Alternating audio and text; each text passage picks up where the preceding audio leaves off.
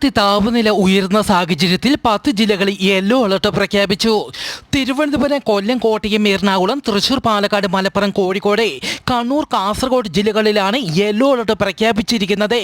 ഇന്നും നാളെയും പാലക്കാട്, കോഴിക്കോട് ജില്ലകളിൽ ഉയർന്ന താപനില 39 ഡിഗ്രി സെൽഷ്യസ് വരെയും, തൃശൂർ, കണ്ണൂർ ജില്ലകളിൽ താപനില 38 ഡിഗ്രി സെൽഷ്യസ് വരെയും, മലപ്പുറം, കാസർഗോഡ് ജില്ലകളിൽ താപനില 37 ഡിഗ്രി സെൽഷ്യസ് വരെയും, തിരുവനന്തപുരം, കൊല്ലം, കോട്ടയം, എറണാകുളം ജില്ലകളിൽ താപനില 36 ഡിഗ്രി സെൽഷ്യസ് വരെ ഉയരാൻ സാധ്യതയുണ്ടെന്ന് കേന്ദ്ര കാലാവസ്ഥാ വകുപ്പ് അറിയിച്ചു.